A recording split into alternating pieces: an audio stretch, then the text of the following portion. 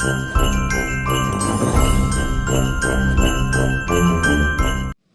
কত টাকা বিক্রি দেন? এই নেন 2 টাকা। স্যার আগে তো দিতেন 10 টাকা, তারপরে দিলেন 5 টাকা, এখন দিচ্ছেন 2 টাকা। 2 টাকা দিয়ে কিছু হয়?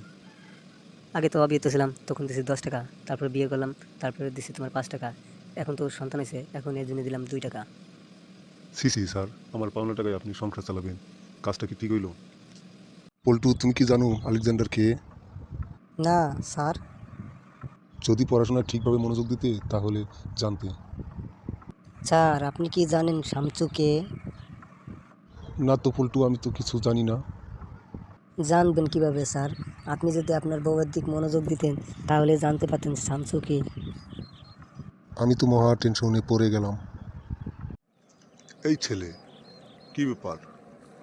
ঘাস খাচ্ছ কেন?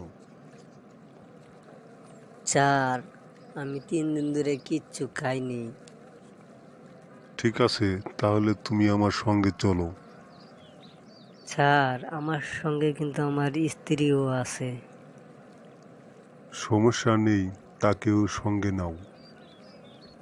স্যার আমার সঙ্গে কিন্তু আমার 3 ছেলে মেয়েও আছে। সমস্যা নেই, তাদেরকেও সঙ্গে নাও।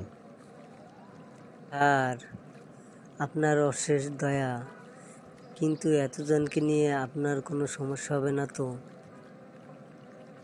না, আমার কোনো সমস্যা নেই। আমার বাগানের ঘাসগুলো বেশ বড় হয়েছে। প্লিজ আমাকে মাফ করে দিন পল্টু ভাই, আজ আপনাকে একটা কথা বলতে চাই। হ্যাঁ সুইট হার্ট, বলো, কি বলতে চাও? আসলে তোমার কাছে কিছু কথা গোপন করেছি। সামনের সপ্তাহে আমাদের বিয়ে। আমি তোমার সাথে এতটা সময় কাটিয়েছি, ফেসবুকে কত কিছু উ, কথা বলেছি, একসাথে সিনেমা দেখেছি, ডেটিং করেছি, আরও কত কি কিছু। বাস ডার্লিং বাস, তুমি তো দেখি আমাকে ইমোশনাল করে ফেলবা। চলো আজ তোমাকে আমার বউয়ের সাথে আর আমার বাচ্চার সাথে পরিচয় করে দেবো।